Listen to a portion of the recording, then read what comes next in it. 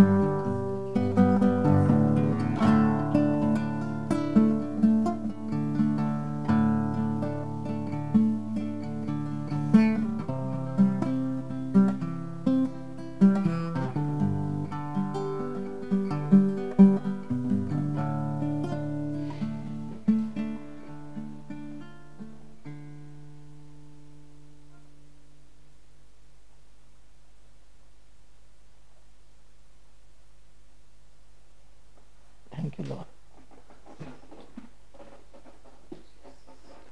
You spoke in tongues. I saw you. A tongue was wobbling. Is that right? You don't know. Was it going la blah blah blah blah blah? Yeah, that's tongues. Praise God.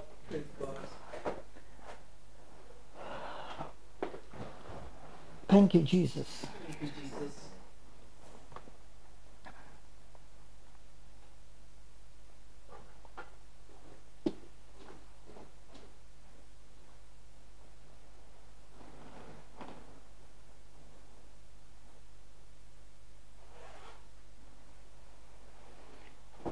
This is a psalm of deliverance, Psalms 34.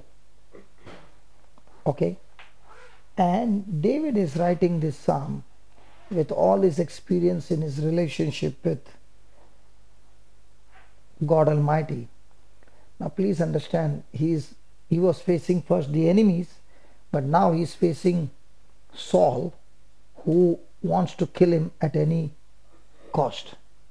So running from his own person whom he had helped,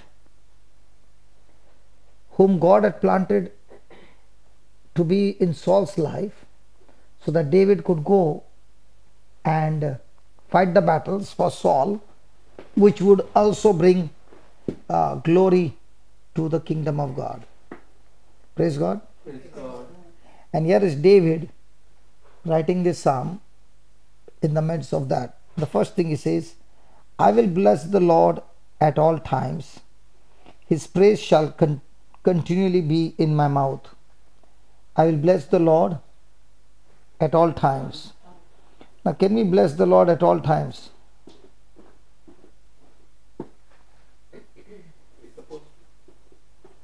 We are supposed to. But when things go wrong, are we able to praise God and praise His holy name? Our real battle comes when everything is going crazy. But what is the meaning of bless? In this case, how are we supposed to bless God? You know that. You know, like we can't imagine that we can bless God. Praising God. Yeah. You know, I also had a difficulty that when I said bless the Lord, I would say like, how do I bless the Lord? I'm so small. But it's like praising God. Now, when David was going through that battle, and you see, he had to run for his life. Saul was after him. 34. Okay, so he was actually forced to get out of the country. And where did he go to take shelter? Among the Philistines. Do you understand what that means? David was the one who killed Goliath, and he made the Philistines' life miserable. They lost the battle. And now the same David is fleeing from Saul, and he is trying to find shelter as close as the land of the Philistines. Praise God. Praise God. And there, the king who was there, he soon discovered who David is. So you imagine what would be David's situation. On one side is Saul, whom he helped to fight Goliath and give victory over the Philistines. He is taken over by jealousy, okay, and he wants to kill him. So he's running at the border of the country where the Philistines are, and there now the king from the other side recognizes he is the man who caused the ruins for us. So what do you think? Is he become a sandwich between the two?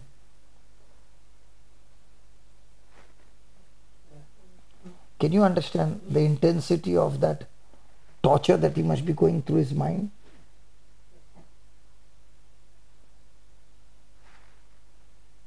And that's when he wrote this psalm. Yes.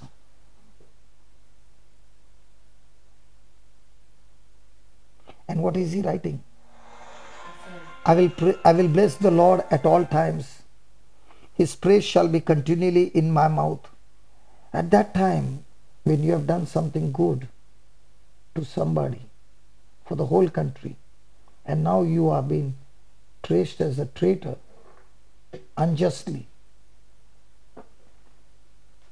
And let me tell you, Saul is not coming alone. He is coming with his army to search for David, and he is running.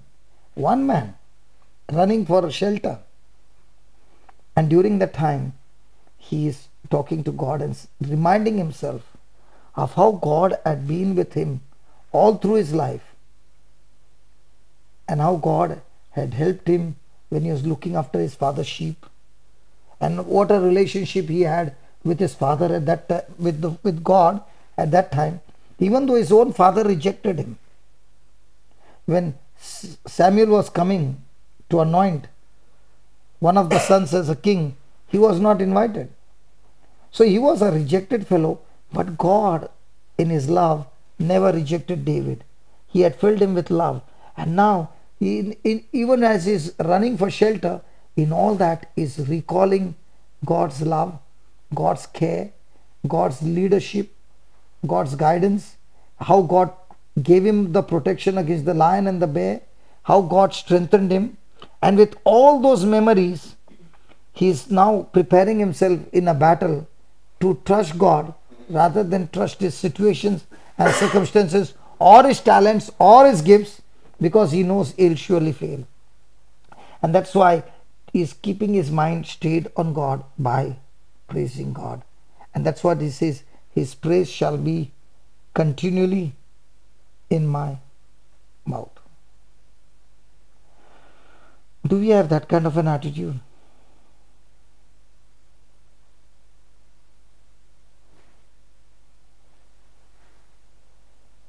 When situations go crazy, what comes to our mind? I think that God has forsaken me. Where are you, God? I cannot see your hand.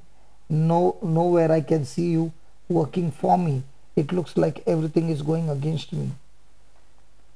And that's why our mind, being captivated with our troubles, out of our mouth comes praise, out of our mouth comes extreme sorrow. Negative words or praising God. The next verse has his technique of how he does it.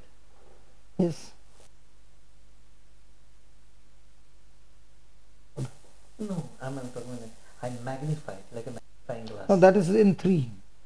This is second verse. Okay. Right. My soul shall magnify. Now, when he is praising God continually, is his mind stayed on God? So, as long as his mind is stayed on God, are those things that are trying to put pressure on him, trying to gain access in his mind? Yes. But is praise preparing a shield around him? Now, even the situations are negative, the feelings are negative, and all those things are trying to push against him, the only way you can keep this door locked is with your praise. I don't know what's on the other side. Right? In the same way, the pressure is coming to trap David. And as long as fear is, Satan can have his hold. What's David doing? He's getting his focus off the king of Philistine. He's getting his focus off Saul, and he's only focusing on God. And he's saying, Lord, I will all the time praise you, and my soul is my thinking will always make boast of all those things that you have done in my life. Now, in our real life, we see every day God doing so many things. I'll give you an example. One thing that happened, we would have really got into trouble, and Brother Amal. Okay, we were coming from a place, okay, and it was a height, and there was this van which has stopped at the side of the road. Okay, no signal, nothing, and going, okay, and it was a lonely road, and Amal began to say, I think this vehicle has got a breakdown because it was blinking. Okay, so he said, let me ask the driver what happened.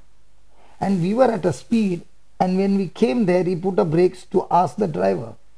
Do you know what actually happened? That van has got no identity that it is a school bus. It's a private person picking up children from the school, and he has stopped there, and from behind the girl straight away walks. If he had not got this in his mind to stop the vehicle, to ask the driver, is your vehicle having a breakdown, how can we help you? At that speed we would have taken the girl and gone. You followed what I said? Yeah. And we both froze because the girl came from where? We stopped the vehicle slowly to ask him, do you have any problem? And that's the time the girl comes from behind with a school bag and crosses over. Both our heart stopped for a moment, and we began to praise God. Now there are so many things that happen every day in our life. Every day. And God has been protecting us. For some time we said, God, it is you who put this in our mind, that there is that vehicle has got a breakdown. Now if we were not thinking about the vehicle's breakdown, we would have gone, let it be here, who cares? But that thought in our heart stopped us. Yeah. A matter of second only. And the speed. Amal actually froze. And he said, if anything had to happen to the child, I wouldn't have been spared. Even if it would have been a touch to the child, I would get into trouble. But the van doesn't mention school bus, nothing. Praise God. So we were praising God of how He saved us. So in the midst of our trial, are we supposed to recall and praise God and make boast of our Lord? He got me out of this pit, He got me out of this pit. Now what brother was singing before the praise, he was talking about our trip to Lourdes. How we would have we would have missed the train. We were on the wrong side. There was nobody there. But how this man, a complete stranger, come and give us the direction so that we reached in the right time at the right place. So there are many things that have happened in our life. Are we going to praise God? Now, what happened when your soul is boasting in the Lord? What happens to your temper? See, Saul has done something wrong. Okay. Did David ever try to kill Saul? No. But in Saul's mind is that David is trying to kill him. So the temper is already, when you go through unjust, see, when you have done something wrong, you quickly repent and you say, I am wrong. But when there is nothing wrong and you are falsely accused and now it is all about death, the temper will go high. On the other side, The king who had lost the battle because of David, he is also after his blood. So, what should be David's temper? Totally crazy. But what happens when a person is praising God and boasting of all the things that God has done in his life, personal life, his temper comes under control. His mind is under control. And now the grace or the promises of God is able to do things for us. For example, David was annoyed with Saul. He is cursing Saul for what he is doing. Would the grace of God be active in David's life? Would he be under God's protection? So what is boasting and praising God do? It keeps your mind under control. It activates the graces of God. And now that grace with your faith of boasting God brings supernatural manifestations in your life. And that's why he says, the humble shall hear thereof and be glad. When David had his army, do you know who were these in his army? 400 depressed people. The Bible says. Now he had an army of all depressed people. And now when they are looking at the leader filled with joy, what happens to the others? He is boosting up the others who are already depressed. By attitude they were depressed. They were the rejected lot and they joined David. And these are the ones now looking at David are getting what? Joy, the strength of the Lord. So in our lives also, we will go through unjust suffering. We will go through trials. That's why the Bible says, consider it nothing but joy when you encounter trials of any kind. How will you do that? By recalling all that the Lord has done. He is the author and finisher of our faith.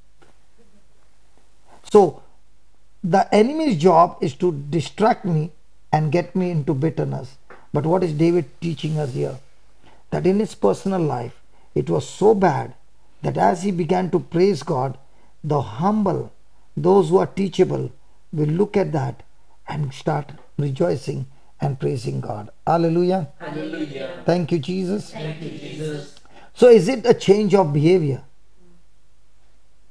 Same situation, all the people are there, let's say same thing is happening. Will everybody's behavior be the same? No. The one who is boasting of the Lord will be calm, humble and rejoicing, because he knows, if God helped me to fight the lion, he helped me to fight the bear, even this battle he is helping me to fight Goliath, and now that he helped me to fight Goliath, he is also helping me to fight this battle, and all I have to do is hold on to my peace. God does not God is not unfaithful. He is faithful all the time. Hallelujah. Hallelujah. So when a person understands that, is his praising just that, let's have praise and worship, or he is saying, I don't know about you, but I want to praise God. See, when we have a meeting, we have, come on, let's have praise and worship. Okay. Now there are many people who are singing songs, but they're recalling what the Lord has done and praising God. Or are we most of the time singing songs? Brother, we had a session online Sister conducts last Sunday, no?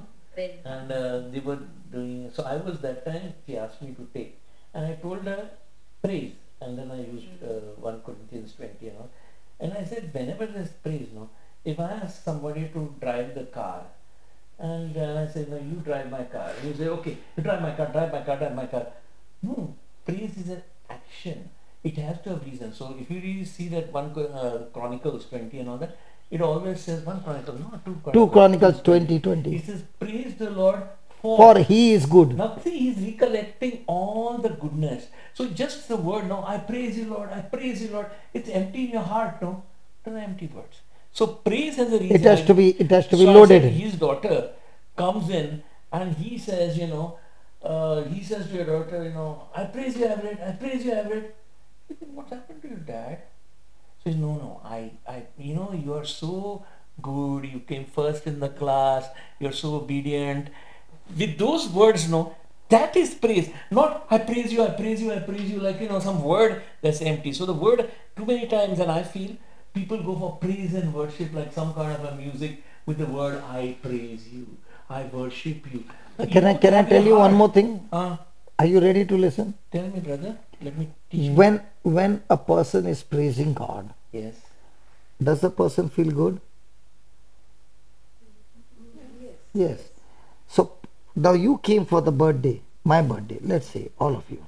You are going to sing happy birthday. Okay? Are you going to sing happy birthday to make you happy or me happy? So when I become happy, then you are happy, no? Yes. But most of the time we are praising God to make who happy? Me happy. Hello? Yes, yeah. Now, for example, he said, you came and told your daughter, you came first in dancing, you came this, You're and such a see, nice girl. she is such a nice girl. Look at your skin, it's Yeah. become new, and look at you, so fair, so beautiful, and look at the hair and all that you pray. Now, are you saying those words to make you happy or her happy? So when I'm talking to God, whom am I trying to make happy? And brother, I'm also now still sort of, Because many a times people say, I went for the praise and worship, but I did not feel any good. That is where you are wrong. You are not supposed to feel good. You are supposed to make him feel good. And music is just a gravy. There's a content behind it. We get excited about the music and all that. Nice music. Because that is all gravy. Even if you don't have music, you can still praise God in every way. Now, brother, another word is worship. I'm also learning from you. I'm just bouncing it up a little bit. Worship. Now, what is worship? If anybody wants to, suggest what is worship? Can I say? No, I don't know. You tell and I'll also add to it. A new version. I was in Bangalore for the leaders group. Okay. Bangalore has become one of the best charismatic group because the chairman and all those who are in the core team, according to the bishop, he said, if one ministry and the other ministry can't sit together, the leaders, then you better don't have ministries. So every year, all the leaders of every ministry has to come and spend 3 days together, stay together, pray together, and whatever differences that you got, you have to finish it off. And when you come out, you have to have a vision for the year. What are you going to do in this 1 year? Each ministry has to contribute for one cause, that is, we are doing it for people. That is. So every year this is happening. So after that, each one has got something, grievances, they put it there, they pray, and after that praying, they put it in a campfire. Okay. Okay, with faith that all your past has been burnt in the Holy Ghost. Okay, fire is there. So I saw the sticks are not laid just one on top of the other and the fire is burning. So there was one small stick hanging around and a little fire came. No, it was hanging around and there was, plastic cups what we drink. Somebody threw it and the plastic cup was down. Okay, and the stick was there. The flame was not touching the plastic. But all of a sudden, the plastic began to melt and poof, the fire came. That one went and hit this stick. This stick went and connected to the other stick and there was a big fellow. So these three together burned a big fellow and he caught fire. But where did it start from? A plastic cup where the flame has not touched, but by the heat it caught fire quickly because it's very flammable. Okay. So as I was looking at that, the Lord said, did you see what happened? I said, yes, I'm watching everything. He said, isn't worship like this? So I said, how do you say that? He said, now this wood is burning completely, but giving fire to the other one. Have you ever eaten tandoori chicken? I've eaten. Looks like they've not eaten. So tandoori chicken, okay, all the things have removed. You put that rod and you put it in the tandoor. Okay. When the juice falls on that fire, do you get a sweet aroma? Especially when there is a campfire and you're doing that in the open air. Brothers, I'm talking this. Yes. Please talk here. Why tandoori? They do that here also when they grill. Okay, but the Lord told me about tandoori, brother. Okay. When it is, that aroma is coming, everybody's appetite is increasing. Then it is removed. Then the chicken is taken hot, and each one is given small pieces. Correct? Is your mouth already watering? Correct? Mouth is watering? Okay. Now he said worship is the same. Abraham was asked to come and offer his son as a sacrifice, which is very, very difficult for a father who loves his son. And he got this son at 100. But yet he's saying to those two men, you stay here with the donkey, I and my son will go and worship the Lord, and then we will come back to you. Now what did he say actually? What God has asked me and given me instruction, it is really painful. From my heart, I don't want to do it. But because I love Jesus, because I love God, I am going to execute what he told me to do. So all his desires and everything he is putting on the line. In the same way, worship is that I am the chicken put into the tandoor where the coals are, the word of God demanding me to put to death my flesh. The fire that is burning is the Holy Spirit with the word of God giving me the strength to say no to my flesh and yes to God. And when that thing happens and the chicken remains in the tandoor, the chicken doesn't jump out. It remains in the tandoor. What if I put the chicken in the tandoor and before it gets the aroma, I remove it and I serve everybody? Will anybody eat it? Okay. So it has to go through the whole system, whole procedure, and then when the chicken is out, is the chicken cut into pieces? In the same way, when a person begins to worship God, the aroma that comes out of you is Jesus. And that's when people who get attracted to this aroma are going to come with their knife and cut you to pieces with different kinds of words, with different kinds of actions, and with different kinds of opposite things, persecution, accusation, insult, abuse. And when they cut you and you offer yourself to them, all that they can taste is Jesus. And when that taste of Jesus comes through you, you are a true worshipper, worshiping God in spirit and in truth. Amen.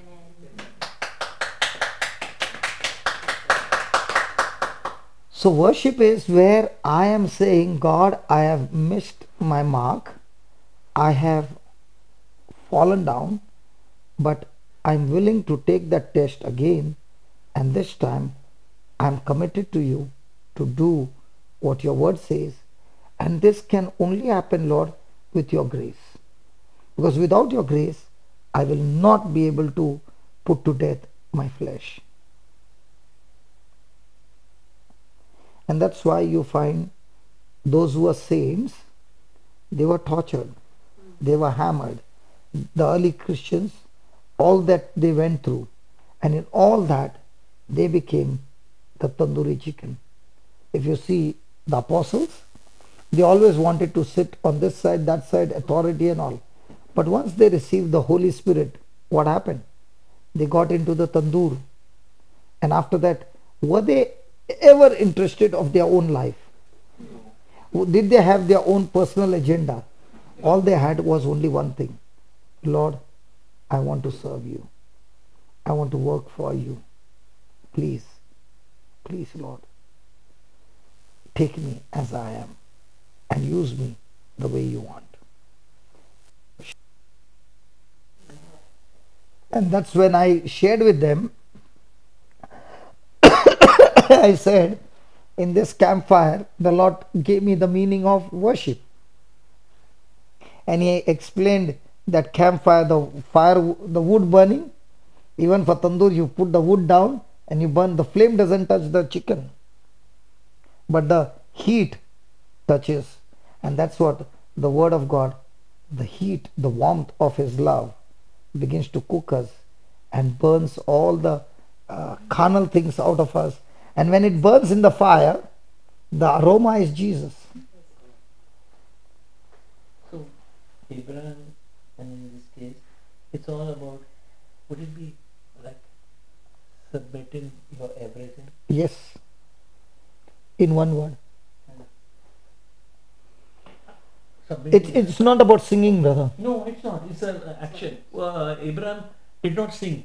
He told Abraham, I'm worshipping. That means against all odds, against everything, is only his son. He's willing to sacrifice. He's willing to submit to God. Unconditionally. Unconditionally. The Bible is all about unconditionality. Even love, no sister. What you said was wonderful yesterday. So I was saying. Tell me. Yeah. When you asked you to come, no? I was just Tell me. What she said about love. No. She said a lot of things. But I'll tell you in one line. No. I also want to learn. Come on. Go ahead. You spoke about love for yesterday night. Oh, yesterday.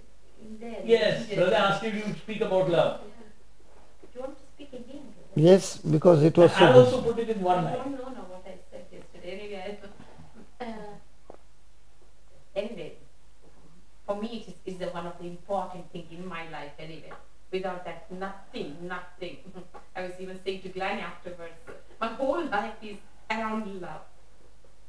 And that means it's not like bed of roses. And so you go through ups and downs of life, valleys and everything. But still, in the middle of that, I always, I think I chased love. Whether it was behind friends or behind, as for working for my Lord or parents or your family, everything is around love. Or my profession, I do it because of God's love.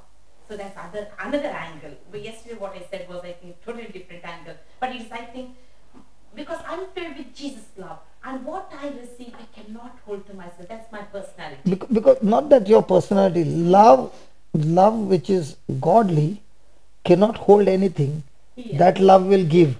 Yes. The human love is, I want to hold everything with me. I want you to give me. I want you to give me. That is a human love. Because you got God kind of love, you're looking for ways how I can be a blessing to somebody. Now, let me sort of add to that, brother. One thing I noticed, which I'm still not able to touch my fingers on in the Bible, is it never says God has love. It says God is love. Now see, if God has love, yeah, I have love. God loves me, all that. But now God is love. That's kind of, I'm not able to put my finger on it. Then what Paul does is, in the 13th chapter of Corinthians, he puts the attributes of love. I bet Paul also couldn't, and I bet he was an angry man and he couldn't love people, so he put a checklist for himself. Right? That's what I was saying. The reason he's told us about love is he had to control himself. He would shout at people, he would unforgive people, and he afterwards said, oh my, what is this love?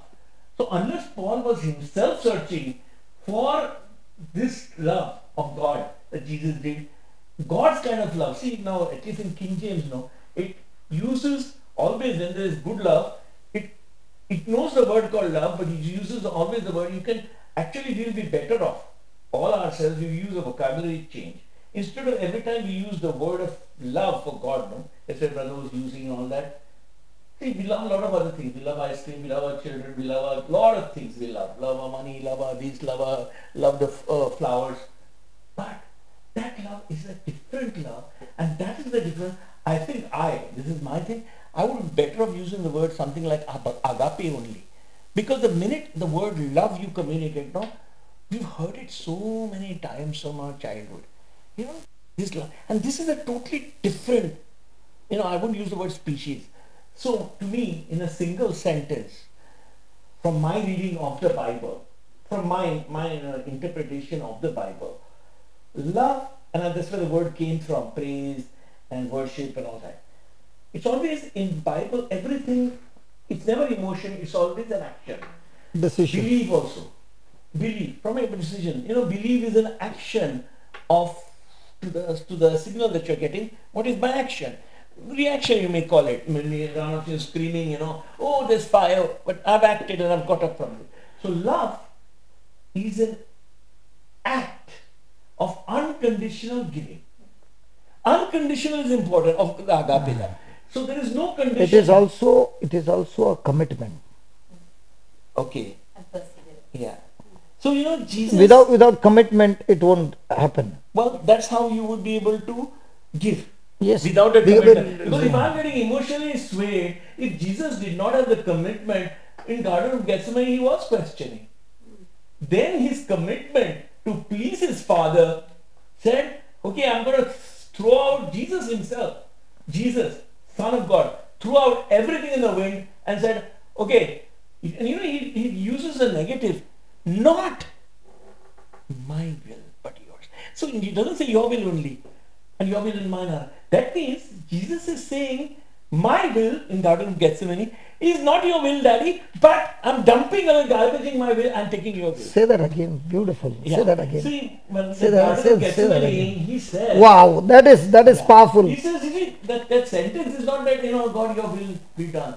No, not my will. That means what? There is a will that Jesus has, and it is opposed to the will of God. See, Jesus is also tempted in every way. It doesn't say in only 5 ways. It says in every way, in sex, in the will, in dying, hurting, every nail must be hurting him like a pinch. So in this, he saw he's going to be separated from the Father. He must be even wondering, I'll die and nobody will accept me. I'll be slapped, I'm God. I'll be slapped by that soldier. He's also feeling the shame. See, I think Jesus' primary issue was that he's separate from the Father. But he was being shamed. See, shame is a more powerful. That's why at the end, Yeah, the devil's last job, yeah, final, yeah, after torturing everything, he did not get him anywhere. yeah, Physically, he did not get him. Yeah. Insult, he could not get him. Last, he stripped him naked. yeah. Now, shame is something that a person cannot stand. Now, why did Judas die? Why did he commit suicide? It was shame. Shame will keep you into guilt that it will never allow you to get up. See, Jesus grew up in Nazareth. His mother was there, whatever his friends, classroom friends were there. We think Jesus is God, he's oblivious. He's not going to lose on the cross. He's not like us. No. Every bit he was like us. And just I'll ask you something. Tell me, brother. It will blow off your mind. Tell me, Can brother. I tell you? Okay. The angel Gabriel came, like you are saying, no, shame. Yeah. Okay? Shame I'm talking about. The angel Gabriel came and spoke to Mother Mary. Hmm. Okay? She went to Elizabeth. Yeah. She spent 3 months. Yeah. She was pregnant when she went there. Yes. The Bible clearly says. Yes. Then Joseph, when she came back, Joseph planned to reject her. Okay.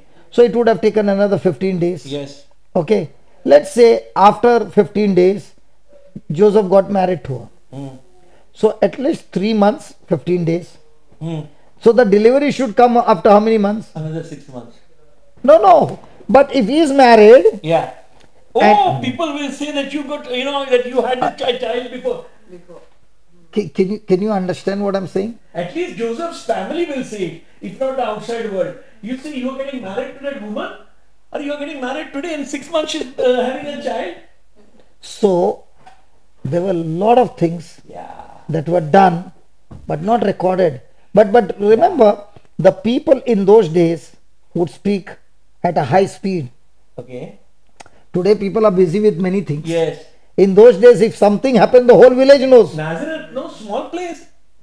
I mean, they must be gossiping. Who's Today, I don't know who is my neighbor. Yeah. I'm going to work, he's going to You work, don't nobody know, you don't knows. care But for in each those other. days, It's everything was known. Like small villages in Goa and all that. Who's marrying who and who's dating who. So right from beginning. And now, that's why you see that the scripture says when he was stripped, the soldiers were casting lots for his garment. So he can see Now, shame, when a person is put to shame, the first thing he wants to do is cover his shame. Okay? Yeah. Now, if Jesus is thinking of covering his shame, okay, wouldn't that mean is for, don't touch anything that's getting recorded. Okay. Yeah. No, first. I'll move there. Go on, keep talking, brother. Yeah. So if he's don't worry. Boss. Please. If he is thinking about himself, okay, that would get into pride. Love, according to Jesus, is no self-preservation, self-sufficient, self-depending. The self is totally and completely crucified. So what I'm learning. So at that time, if he would open his mouth and say, Father, please cover me with your glory, it would be again me. Yeah. And Jesus destroyed the devil's ultimate weapon by saying, Father, forgive them. Now, we learnt that forgiveness is always with the person who is choosing to forgive must pay the penalty. You remember about the king and the servant who owed 10,000 talents. The king forgave him. But the Bible, the word of God also says, Jesus also says, he cancelled his debts. So when Jesus is saying, forgive them, he is in other words saying, I have taken their debts. Therefore, Father, I have legal right to forgive them. I let them go. You also let them go. So when a person is put to shame and he looks at himself, he will go and commit suicide. Peter also denied Jesus. Okay? But he was in fellowship with others and his focus then came on to Jesus. And that's why he received forgiveness. Now, when Jesus asked him 3 times, do you love me? Right? Was Jesus trying to remind him of his mistakes after denying 3 times? No. Then why did Jesus ask him 3 times? Good question. Well, I was wondering whether it's the 3 times of having. Or he could have asked him once, no? Yeah, once. He could have asked him twice. So why 3 times? Because when Jesus was asking him, do you love me? The word was agape. Yeah. What was Peter's response? I love you, but not agape, philo. So it could be better understood when you teach people this, brother. If you stop using the word love and said, just change it for that, do you feel me? Just to understand that communication. Because what happens is love, and we get mixed up with the word love. So Peter was saying, I cannot love you the way you love me. Because your love is agape. My response to you, even though I'm your disciple, because I denied you. If it was agape love, he would have said, I'm a partner to him. Yeah. I'm committed to you. Because it was a philo love, he denied. So the 3rd time Jesus asked him, do you love me? I think the 3rd time he asked me, Peter, do you love me with a philo love? And that's the time he broke down. No, but why would be Jesus ask the 3rd time? Because he's replying him twice that he loves him not with agape love, with philo love. So it would be like this, and Jesus asking Peter, do you love me agape love? He's there on the screen. Okay. Would it be correct to say that what happened really between Jesus and Peter is Jesus would be asking Peter, first, do you love me with agape love? He says, I love you with philo love. Then Jesus asks him again, do you love me with agape love? Then he says, no, I love you with Philo love. Then 3rd time, Jesus flips and then he says, do you love me with philo love? Is that the 3rd question? Now I'm not yet getting the link between the first two and the third. In other words, he is saying to Peter, without you being abiding in me, without you in with the Holy Spirit, none of you can ever love God Amen. or others with Yes. agape love. Therefore, that scripture, the love is shed in our hearts by the Holy Spirit. It doesn't come No, with any of our abilities. So what happens is, I can love Vijay, but a day something goes wrong, my commitment to you can change. But a person in agape love will say, no matter how you treat me, I am still committed because God wants me to operate with you in agape love the way I have received agape love from God. So it's a constant battle.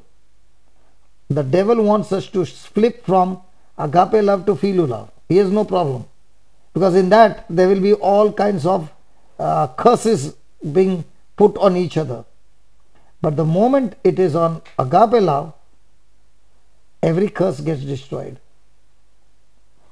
And to me, Because the philo love is all based on the performance of the other person.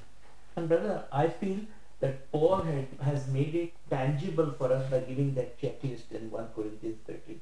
That if you want to follow agape love of God, which you can't do it, and your soul has not been renewed, it's all in your spirit. The spirit is, has already shed it in your hearts, but yet you're not able to act according to it.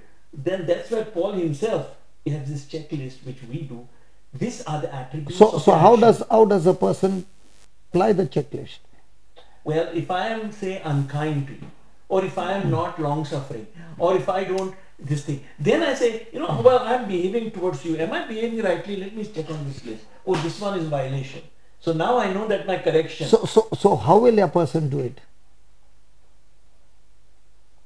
My question is, Yeah, how will you do it? the theory is good, Yes. but how will you do But it? haven't I answered it? There is checklist in my action towards Vijay. Okay, the violation is there, but still I will not be able to do I it. have to correct myself. That's where my renewal. So of my when soul comes. I'm correcting myself, Yes. then it is I who did it.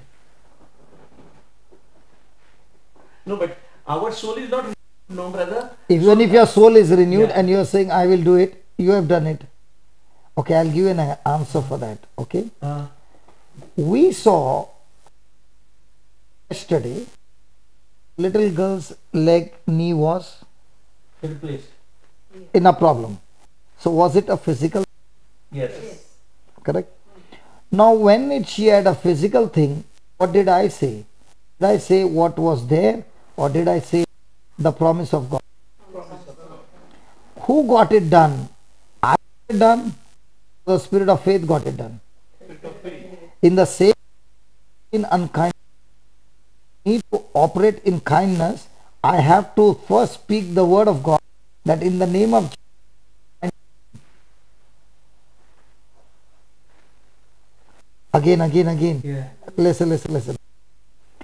Before the healing comes, the symptoms are there. Yes. Yes. Is it physical? Yes. Is it natural? Yes. Is it seen? Yes. Even my unkindness to you is seen. Yes. Is it physical? Yes. I am verbally torturing him. Yes. Come on. So before the physical could change in that girl, did I speak the promise of God? Yes. Yes. Did I speak by faith? Yes. Yes. Did I massage her? No. Now what did the word do? The word changed her from sickness to health. Okay. So my kindness to change from unkindness, I have to speak to myself, in the name of Jesus, I am kind. In the name of Jesus, I love him. In the name of Jesus.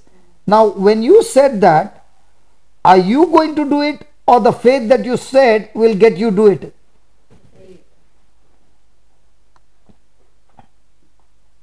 So now, when you were healing that girl on the knee, do you have to check yourself? Do you have to check yourself that you have not been unkind? You have No. not done sin? I am giving an example, brother, Okay. for a person who is sick.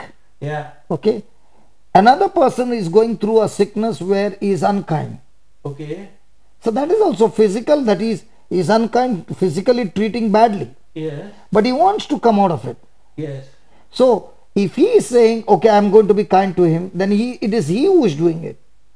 But if he opens his mouth, now that's what things become easy for us if you understand the strategy. For example, the Joel, God said, tell my people from now on, let the weak say I'm strong. Okay.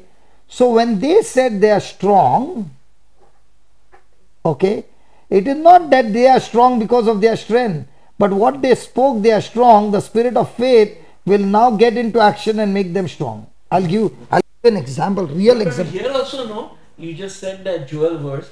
See what Lord says. Be careful, just like Ezekiel yesterday or Elijah. No, Ezekiel, the dry bones. He says, what the Lord says is, now you be strong. He doesn't say, he says, say just enough. He doesn't say feel that you are strong or be strong. See, everything is voice activated. See, this is key. So I'll give you an example. There is one person, we were having a retreat many years back in Dacia. And this lady, I was teaching on love. So she came and said to me, what is love? And she said, see, listen, my husband, now I'm married so many years, every day will come and say, I love you. And in a day, he will say many times, I don't feel love. Okay. And I've never told him till today, I love you. Okay. Now, can you tell me what is love? Then I will understand what is love. Now, what will you tell that person? And she's so strong in her talking, and she says, listen, my husband is a nut. She used that word, nut. If the mango tree is there in a compound, okay, and those neighbors will come and take the mango. This fellow will see and not even shout. He'll say, let them have it. Praise the Lord. Praise the Lord. Yeah. Whereas she will go and scold them and fight with them. Do you know what has happened? I've not got married to a husband. I'm the husband and he is the wife in the house. And then also you'll say, let them have it, let them do it.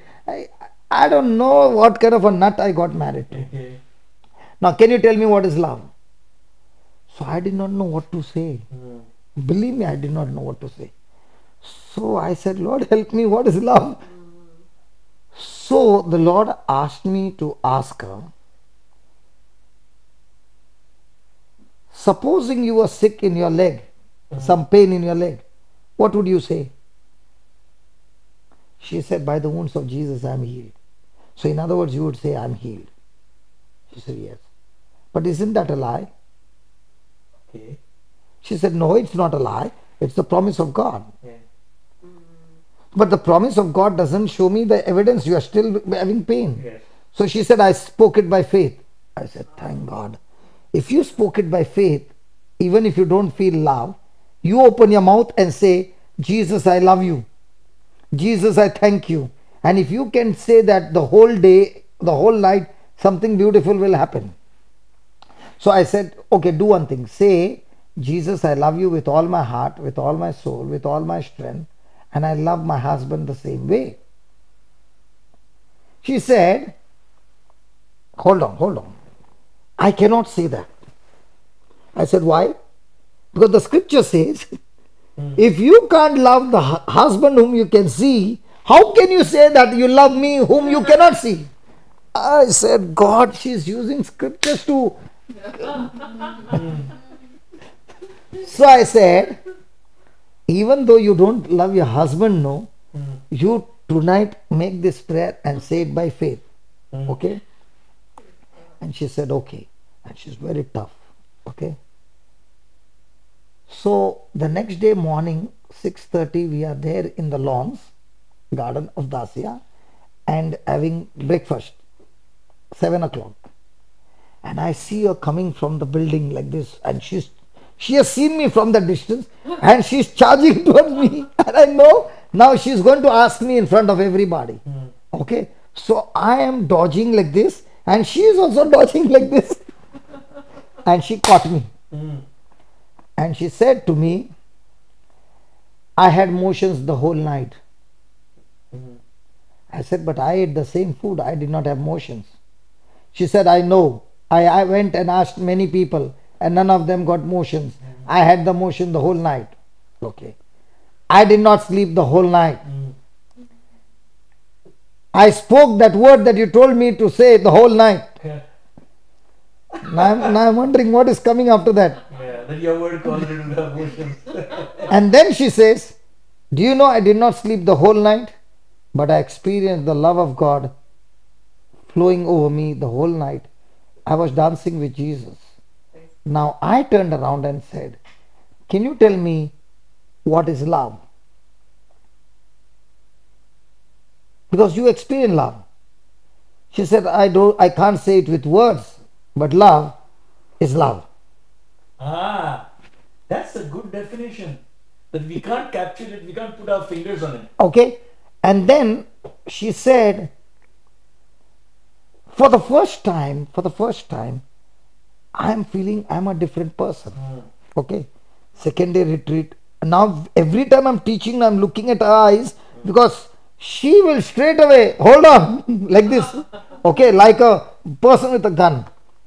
So everything finished, the mass got over, and now it's to go. So last time, and as I'm talking the last message, she comes and says, give me the mic. Just give me the mic. And I'm wondering, what is this lady going to say? And she takes the mic and she says this: I want to call my husband. So the husband comes. And then she says, from the day I've married till today, I've never told him I love you. She said, I help the poor. I help the poor more than the people who say I love the poor. But I don't feel. But I don't feel anything. Then how can I say I love? Okay. And then she said to her husband, all these years I was calling you, why did I get married to this nut who doesn't understand? Today I want to tell you, I was so very wrong in front of everybody, and I want to tell Lord, He gave me the best husband. And she said, I want to tell you today, I love you. Praise the Lord. So, agape love cannot be experienced without me first activating my faith of love, agape love. In other words, the prophet Joel, God said, go and tell my people, let the weak say, I am strong. So when he says, I am strong, he is not strong. But the word that has been released out of his mouth, Confession, which says, I am strong, the Spirit of God, the Spirit of faith, will take that word and now bring physical strength in that person. And I heard one more testimony of this man who was on bed about to die, and he got out of bed by faith and he got healed. So he told his parents, he was about 15 or 16, and he said, I want to go to school again to study, and I want to go and work and pay my fees. So he has come out of sickness, say, for 3 years. He is only bones, and he goes to find a job, and in that job they have to pull out the weeds, trees. Okay. So the person who is giving a job looks at him and says, he won't even last for 1 hour. But let me not discourage him. So he says, okay, you come and take. When everybody is in a queue and the instructions are given, everybody is looking at this boy because he is the most skinny fellow and he himself is weak. So they are talking to each other, and he is saying, Lord, you said, whatsoever you ask in prayer, whatsoever you desire, Mark 11:24, whatsoever you desire, when you pray, believe that you have received it and you shall have it. So he said, I need strength. So this is my desire, Lord, I need strength. So first believe you have strength. So he began to say, I'm strong in Jesus. I'm strong in Jesus. I'm strong in Jesus. And he goes to the first one to pull it. He can't pull it. Nothing is happening. And everybody is watching. So he continues to say, I'm strong in Jesus. I'm strong in Jesus. And then, let me repeat that. Then a strength comes up and he's able to remove it. He's able to remove from the second one, the third one, and he works the whole day. The next day, so many have left, and every day people are leaving, and he's still there. He was the final one who remained till the end, but physically he was unfit. But the word of faith got him from unfit to fit. So if I can get strength by speaking, in the same way I can get love in action by speaking. It works the same way. So for me to love somebody, Yes. I have to first learn to love by faith that somebody. Okay, and very faith is not visible. Yes. But let me clarify, brother, because anybody hearing this particularly, faith is substance of things. Hoped not for, hoped for. hoped for, The but, evidence, but clear evidence is existing. But- Evidence is not visible with our naked eyes. but it is existing. It is very much like water vapor. It's there in our house, but it's not vapor. See, so when people say no, faith is invisible, it doesn't. It is already there. It's like water vapor. Just got to. It is existing but not visible to eyes. And we have been trained to speak things which are visible. And happens So from- God's strength is in me, okay, but I have not yet activated because I have not yet spoken it. So when I speak it, I believe it, and then those things are So manifested. taking connection to what you have said, brother, many of these things like love, it's not visible in our eyes. No. We want to see the worldly love. That is, what we feel, emotion. But to get that agape love, just correct me if I'm wrong, is we've got to act in faith. And one of the faith is by confessing it. Yes. So when I'm worshipping, when the Holy Spirit is in me, the Holy Spirit will always bring conflict. Yeah. So can I say something else, brother? So the Holy Spirit will bring conflict, but not outside, but a conflict in me. If I've been unkind, the Holy Spirit will make me, convict me that I'm wrong. Okay? But after the conflict, He will also give me the wisdom to open my mouth and start speaking the word of faith. So what is worship? Worship is when I come to God with my failures and I start asking God that, Lord, I want you to deal in this area, okay, so that this area which is exactly opposite needs to be killed. And that's why Jesus spoke to the woman, at the Samaritan woman at the well, where she was living a bad life. But then He said, true worshippers will worship God in spirit and truth. So she said, we worship on this mountain. No, you're not worshipping on the mountain, because your lifestyle is still the same. But when you worship God in spirit and in truth, the truth is what the word of God says. It's a checklist.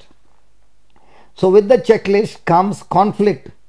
And when the conflict comes, the Spirit of God, talking to your spirit, gives you wisdom how to overcome that conflict and makes you a conqueror. Yeah. So worship is when a person has finished the worship and come back, he has conquered over his flesh. And when a person has conquered, then the reward is big. And that's what happened to Abraham. After the conflict was won with worship by obedience, okay, then the angel of the Lord spoke to him and blessed him and his generation and Isaac with a wife. So, Are you following what I'm saying? Yeah. So why do we fail? We fail because we are self-dependent.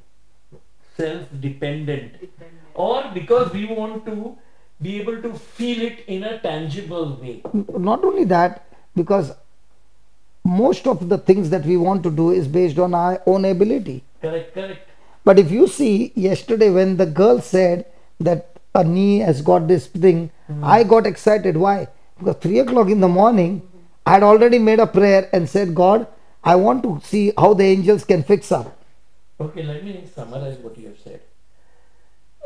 First, Hebrews verse 14. Okay? 114. Yeah. You know that the angels are ministering spirits who minister to those who are heirs to salvation. Mm. You told that before that girl you called. Okay, you told me that you came to know at 3 o'clock in the morning. I'm trying to put myself in your position. So let me put that way. That way I understand it better. If I just see you, only you, then I will not know what.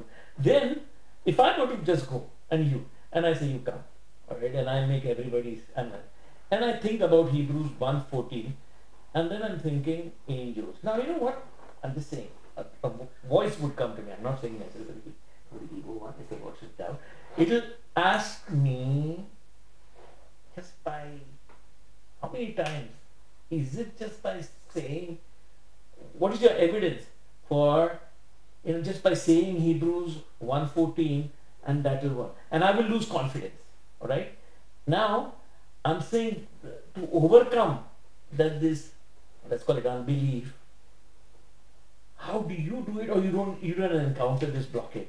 See, I'm just putting myself in your position. I am, for me it is like this. That car, if I put a reverse gear, I know it has to go back. Yes. Might be somebody has put a stone on the wheel and I'm accelerating.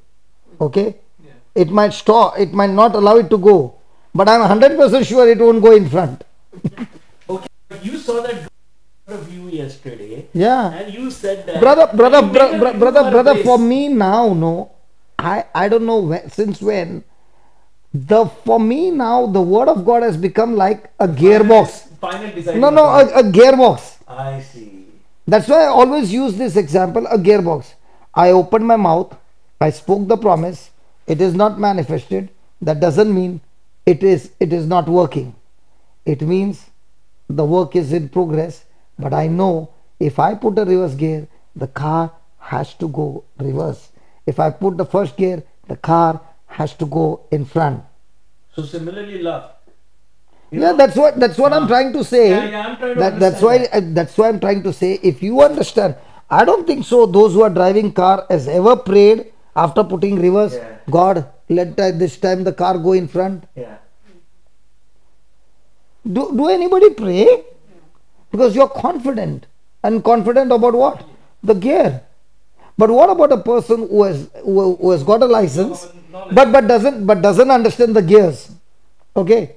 Doesn't understand the gears. Okay?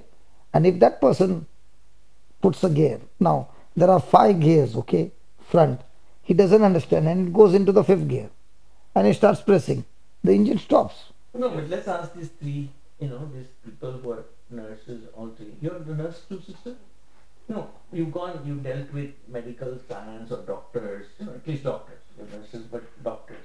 So you are exposed to that kind of a thing.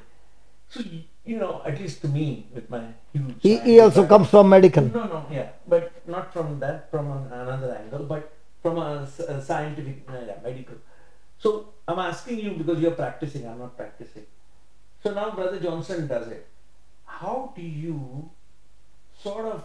See, somewhere you're practicing your profession and you see doctors, stitching people's knees and you're convalescing them for a month or 2 months and giving them physiotherapy and sending them here. Have you seen, you're so gentle with them and you're giving them the tablets. Now the same person comes here yesterday and he sees that. How do you reconcile it? This is called unbelief. But unbelief comes from the world. And we need to negate it to get that effect that brother is saying, because it's faith. And unbelief and faith, no? The difference. But brother should teach you that, because it's very important. Unbelief comes from the world. Faith is not believing. Unbelief comes from another thing. Okay, then. So now, how do you reconcile it, sister? You saw it yesterday. Now for me, better than that. You ask her. Yeah. Yesterday she put fingers in one lady's ears. I don't know whether you saw her. No, I didn't see her. Okay. Yeah. Then this lady who had a hearing aid was listening to her when she was standing near the wall. Now, as a nurse, she is going to the hospital. Somebody is being opened ear, they're giving hearing aids, they're giving all kinds of physiotherapy. How does like reconcile that knowledge? See, this is a knowledge conflict. Huh? This is not an emotion conflict. How? Because you have a whole lot of knowledge on one side, and then you're getting a knowledge that's opposite. It is not reconciling. It doesn't match. I'm just trying to understand in my own life, how do I reconcile this? Yeah. Because I had that problem, brother. It was not that I just because coming from the medical background was very difficult. Yeah. And initially I was like brother when I came to know brother and word of God and everything. So there was a conflict. Of course there was a conflict. And then brother explained that it's only a fact. It's not. She also knows Roshan, whose allergy. She is very close to that family. She knows the intensity of his allergy. Yeah. Okay. And Roshan gets healed of his allergy completely. Yeah. For more than 10. In Yeah. Dublin, yeah. And that his allergy is the worst of all. Yeah. He had all these itching problems and all that. He couldn't sleep and used to take tablets and all. His testimony is there. So it was difficult, but it was not easy for me. As a nurse. As a nurse, it was like I see so many problems and then No, and you are looking after people, no? Yes. You are looking after people who come out of operations. You So are can I already- give you an answer? Yeah, Yes. anybody gives answer is enough, brother. Okay. It's an answer. Yes. Okay. In Sydney, there's a young boy who did physiotherapy. Okay. He wanted to be a doctor. He did not get a chance, so he did physiotherapy. And from the time he did physiotherapy, he was very unhappy. Very, very unhappy. Because you didn't get into medical. Okay. And even today, he is desiring for that, which he is going to do. Okay. So when he became a physiotherapy, he was saying, I'm wasting my time, mom, because I didn't want to do this. You wanted to be a doctor. Doctor, yeah. Okay. So when he met me and he saw those healings taking place, I began to tell him, hey, you are in the best place, man. Okay. Where you got patients every day. Okay. So he got into the word of God and I began to call him and show him how it works. And it began to work with his hand. Now he is all excited about physiotherapy. Now, when he goes to the hospital, he cannot speak Jesus. Yeah. Correct? He cannot say a prayer. Yeah. Okay. And now he is under the training, you see. The main doctor comes and he talks to them and all that. So when the doctor came, he was saying this one is this term. They give different terms, no? Like this. Yeah. So there was this lady and the doctor did not even look at that because he said it's a gone case. There's no chance. So they went ahead. So when he said gone case, the Spirit of God spoke to him and he looked at that lady and smiled and went and shook hand with her. So they became friends. Okay. Everything was over. He went and spent more time with this lady, talking to her, becoming friendly, okay, and touching whatever that to be done. And then he said, can I say a small prayer for you? And she said, surely. And he began to pray on those ligaments and this, softly, not loudly, otherwise the lady will go crazy, okay. Yeah. After 2 days, the doctor came, the same fellow, on a roundabout, and they are going. So she said, doctor, you had given me a bad news, but let me show you what has happened. And she stood up and began to walk.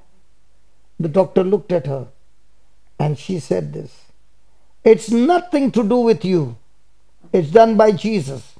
And let me tell you, the person who helped me is that one. And the doctor got upset.